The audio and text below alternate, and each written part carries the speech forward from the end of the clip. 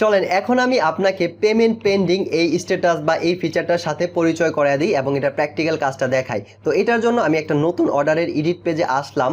আচ্ছা, এখন মনে করেন একটা কাস্টমার আপনাকে, ধরেন এই রাজ, এটা একটা রাজ, এই কাস্টমার আপনাকে অর্ডারটা প্লেস করছে আপনার ওয়েবসাইটে, ঠিক আছে? অর্ডার প্লেস করছে, এই অর্ডারটার প্রাইস কত? 6,800 টাকা, এটার ইনভয়েস, আর টোটাল ডেলিভারি চার্জ 6,950 টাকা, ঠিক আছে? মোট পরিশোধযোগ্য এই টাকাটা।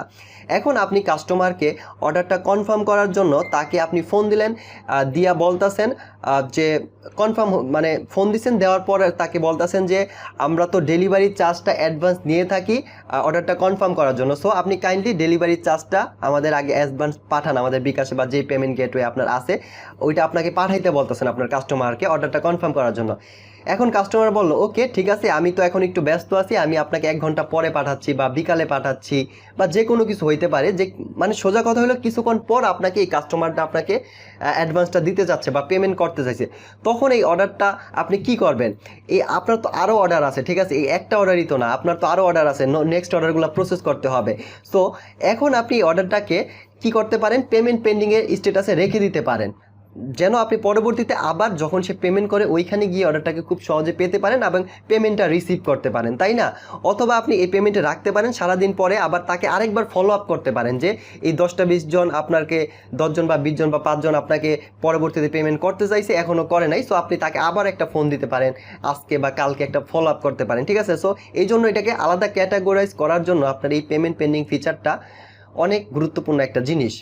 মনে করেন আপনার এইভাবে আপনি এই অর্ডারটাকে পেমেন্ট পেন্ডিংয়ে রাখতে চান, রাখার জন্য এইখানে আপনি যেই বাটনটা আছে চেঞ্জ ইনভয়েস স্ট্যাটাস, এটার মধ্যে ক্লিক করবেন। এটাতে ক্লিক করার পর আপনি নিচে দেখতে পারবেন পেমেন্ট পেন্ডিং বা উইল পে, এইরকম একটা বাটন পাবেন। এটার মধ্যে আপনি সিম্পলি ক্লিক করবেন। এটাতে ক্লিক করার পরে আপনার তথ্য আপডেট হয়ে যাবে এবং দেখাবে যে পেমেন্ট পেন্ডিং স্ট্যাটাসে চলে গেছে, এখানেও আপনার দেখাবে পেমেন্ট পেন্ডিং।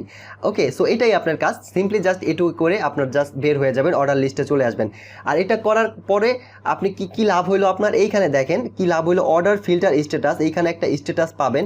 এইখানে যদি আপনি ক্লিক করেন, এইখানে আপনি যতগুলো আপনার অর্ডার স্ট্যাটাস আছে দেখেন সবগুলো এখানে আপনার দেখাচ্ছে, নিউ, রিসিভ, প্যাক ডান, শিফট, কোন স্ট্যাটাসে কয়টা আছে, এর পাশাপাশি কিন্তু আপনি দেখতে পারতেছেন, ঠিক আছে? এইখানেই আপনি দেখতে পারবেন, দেখেন একদম নিচে পেমেন্ট পেন্ডিংয়ের মধ্যে একটা দেখাচ্ছে 1, মানে এটাতে যদি আপনি ক্লিক করেন তাহলে দেখবেন যে এটা পেমেন্ট পেন্ডিংয়ের আন্ডারে যতগুলো অর্ডার আপনার আছে সবগুলো লিস্ট কিন্তু আপনার সামনে চলে আসবে। দেখুন পেমেন্ট পেন্ডিংয়ে মাত্র একটাই আছে, এই জন্য একটাই আসছে। এখান থেকে আপনি আবার এডিট পেজে যাবেন, সে যখন পেমেন্ট করে গিয়ে জাস্ট পেমেন্ট রিসিভ করবেন। পেমেন্ট রিসিভ আমি পরে দেখাচ্ছি, স্টেপ বাই স্টেপ আসতেছি। সো এইভাবে হচ্ছে আপনি পেমেন্ট পেন্ডিংয়ে আপনার কোনো অর্ডার স্ট্যাটাস রাখবেন এবং পরবর্তীতে আবার পেমেন্ট পেন্ডিং ফিল্টার করে অর্ডারগুলো বের করে আবার অর্ডার এডিট পেজে যাবেন। আর যাওয়ার পর কিভাবে পেমেন্ট রিসিভ করবেন ওইটা আমি পরে দেখাবো, স্টেপ বাই স্টেপ আসবো। তো এখন চলেন নেক্সট স্টেপে যাওয়া যাক।